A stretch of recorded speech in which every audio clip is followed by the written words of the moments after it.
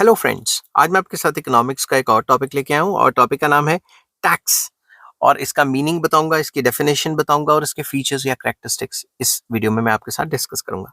शुरू करने से पहले बता दूं कि चैप्टर का नाम है फिस्कल पॉलिसी और इस चैप्टर के सारे लिंक्स आपको इस वीडियो के डिस्क्रिप्शन में मिल जाएंगे। तो जिस हिसाब से आपने पेपर में लिखना है उसी हिसाब से मैंने अटेम्प्ट करने की कोशिश की है। तो चलिए शुरू करते हैं। टैक्स क्या होते हैं? Taxes are compulsory payments from people to government to meet the expenditure incurred by the government on providing common benefits to the people without any corresponding direct return of services or goods by the government to the taxpayers. Simple words में tax एक compulsory payment है जो लोगों को या कंपनियों को देना पड़ता है सरकार को without reference to any benefit. कि बेनिफिट होगा नहीं होगा इसलिए टैक्स नहीं देना, चाहे बेनिफिट हो चाहे बेनिफिट ना हो, सरकार को टैक्स देना ही देना है। समझ की बात। अब इसकी एक डेफिनेशन लिख लेते हैं। According to Seligman, a compulsory contribution from a person to government to defray the expenses incurred in the common interest of all without reference to special benefits conferred. Simple words में स्लिगमन भी यही कहना चाहते थे कि टैक्स एक compulsory payment है जो इंडिविजुअल या फर्म्स देती हैं और वो पैसा जो टैक्स इकट्ठा किया जाता है वो सबकी वेलफेयर, कॉमन बेनिफिट के लिए खर्च किया जाता है, ना कि इंडिविजुअल वेलफेयर के लिए। ठीक है, सारे समाज के ऊपर या सारे कंट्री के ऊपर खर्च किया जाता है, कॉमन इंटरेस्ट के ऊपर खर्च किया जाता है, ना कि किसी को स्पेशल बेनिफिट दिया जाता है उस पैसे से। तो टैक्स क्या है? कंपलसरी पेमेंट, और टैक्स से जो भी पैसा इकट्ठा होता है वो सोशल वेलफेयर या कॉमन वेलफेयर या कॉमन बेनिफिट के ऊपर खर्च किया जाता है। ठीक है, तो ये तो था टैक्स का मीनिंग और डेफिनेशन।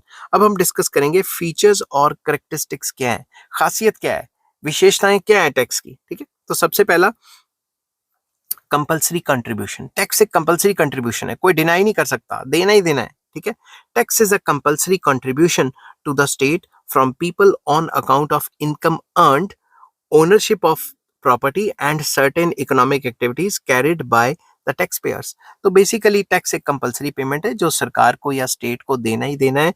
ठीक है, अगर उसने इनकम कमाई है, एक मतलब एक लेवल ऑफ इनकम से वो ज्यादा कमाता है तो उसको टैक्स देना ही पड़ेगा, और अगर वो कम भी कमाता है या नहीं भी कमाता है या कोई इकोनॉमिक एक्टिविटी करता है तब भी टैक्स देना पड़ता है। ठीक है, जैसे मान लो मैं आपको एग्जांपल दूं कि एक रिक्शे वाला है या फिर कोई गरीब है, वो टैक्स नहीं देता। ठीक है, उसकी इनकम कम है, मगर जब भी वो कोई चीज मार्केट से खरीदने जाता है उसके ऊपर भी टैक्स होता है। समझ की बात। तो टैक्स एक कंपलसरी कंट्रीब्यूशन है जो देना ही देना है टैक्स पेयर्स को। ठीक है, as it is compulsory contribution, no one can refuse to pay taxes. कोई भी रिफ्यूज नहीं कर सकता कि वो टैक्स नहीं देगा।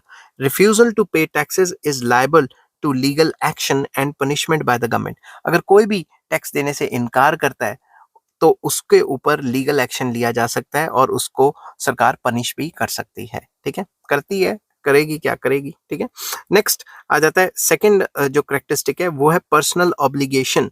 टैक्स देना एक पर्सनल ऑब्लिगेशन है, हर एक पर्सनल मतलब पर्सन की रिस्पॉन्सिबिलिटी है।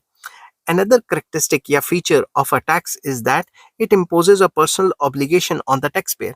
हर एक टैक्स पेयर की अपनी पर्सनल रिस्पॉन्सिबिलिटी है। फॉर एग्जाम्पल, मैं हूँ, मेरे फादर हैं, मेरे फादर कमाते हैं, उन्होंने टैक्स भर दिया तो मैं कहूंगा ला मेरी फैमिली ने तो टैक्स भर दिया, मैं क्यों भरूं। मगर जो जो बंदा कमा रहा है उसको टैक्स देना है। समझ के बात, अगर उसकी इनकम एक लेवल से ज्यादा है, जो भी टैक्स स्लैब्स हैं उसके हिसाब से। ठीक है, it is the duty of taxpayer to pay taxes he is liable to pay. तो मतलब उसको उतना टैक्स देना है जितना उसके ऊपर पड़ा हुआ है। ठीक है, जितना लायबल है वो। फॉर एग्जाम्पल, मेरी तनख्वाह 10 लाख है तो मैं 10 लाख के हिसाब से टैक्स दूंगा।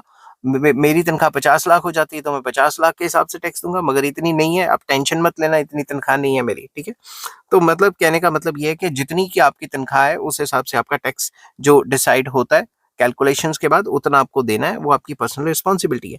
ही should not hide his income and should not try to evade taxes. तो ये माना जाता है कि लोग अपनी जो मतलब इनकम है उनको छुपाएं ना और टैक्स को इवेड ना करें। टैक्स इवेड करना मतलब टैक्स की चोरी ना करें। ठीक है, जितनी इनकम है वो गवर्नमेंट को शो करें और उसके हिसाब से जितना लीगल टैक्स बनता है उतना दें। ठीक है, नेक्स्ट आ जाता है जनरल बेनिफिट। ये बहुत इंपॉर्टेंट पॉइंट है। Another feature of tax is that the taxes received from the tax payers may not be incurred for the benefit alone but for the general and common benefit. ठीक है, तो आप ये भी कह सकते हो कि इसमें मैं एक वर्ड ऐड कर सकता हूँ, incurred for their benefit alone. तो कहने की बात ये है कि जिस बंदे ने टैक्स दिया जरूरी नहीं कि सिर्फ उन्हीं का बेनिफिट होगा।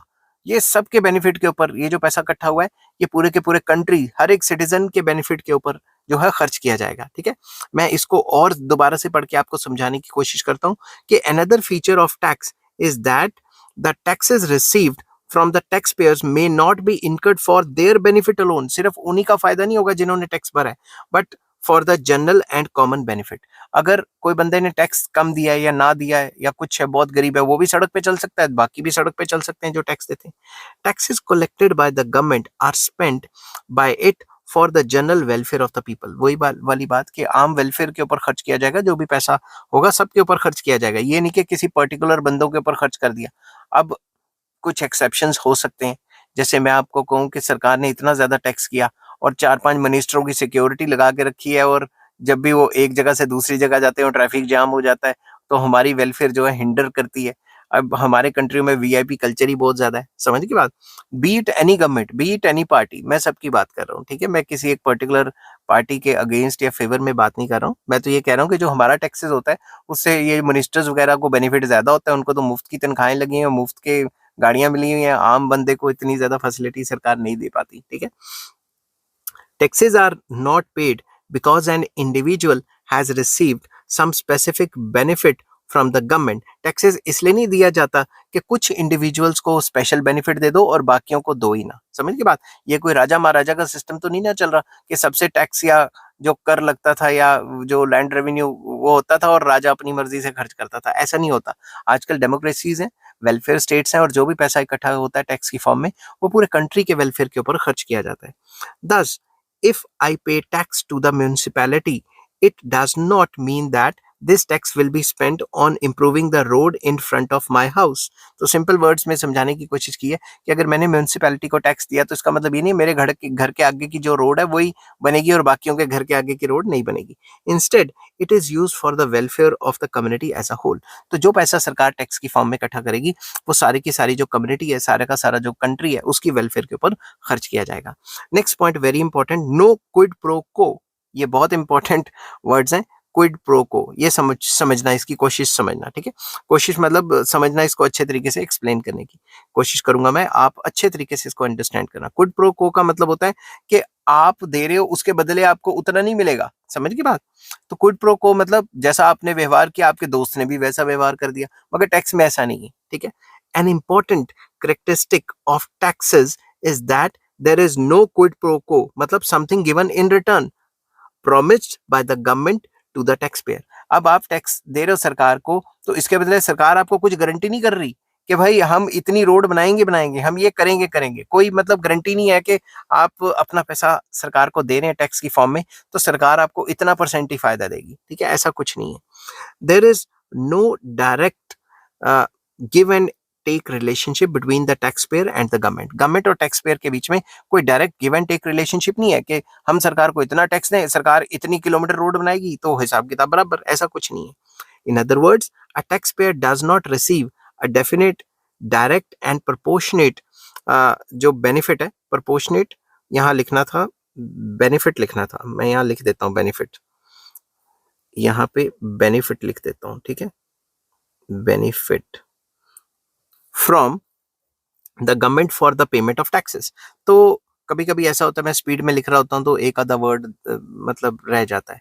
तो कहने की बात यह है कि जो भी टैक्स पेयर है उनको कोई डेफिनेट डायरेक्ट एंड प्रोपोर्शनेट जो है फायदा नहीं पहुंचाएगी सरकार के, तुमने हमें इतने परसेंट टैक्स दिए हैं तो तुम्हें इतने परसेंट फायदा होगा। ठीक है, इफ आई पे ₹1,00,000, एग्जाम्पल ली हुई है कि अगर मैंने 1,00,000 इनकम टैक्स दिया एक साल में, ठीक है, to the government, I can not claim the benefit of an equal amount from the government. मैं ये नहीं कहूंगा कि मेरा 1,00,000 का बेनिफिट कराए सरकार जैसे मर्जी कराए। तो इसका मतलब ये है कि कोई क्विड प्रो को टाइप का रिलेशनशिप नहीं है कि भाई एक हाथ दे दूसरे हाथ ले, सरकार हमारा फायदा कराएगी इतने लाख का तभी हम इतने लाख टैक्स देंगे, ऐसा कुछ नहीं है। इसको कई बुक्स में लिखा हुआ है कि there is no proportionate relationship between the amount of tax paid and the benefits received. ठीक है, तो आई होप ये सारा का सारा टॉपिक आपको समझ आया होगा और आपको पसंद भी आया होगा। अगर आपको ये अच्छा लगा टॉपिक समझ के और नोट्स बना के, तो please like share and subscribe. Chapter का नाम था फिस्कल पॉलिसी और इस चैप्टर के सारे लिंक्स आपको इस वीडियो की डिस्क्रिप्शन में मिल जाएंगे। Take care, bye bye.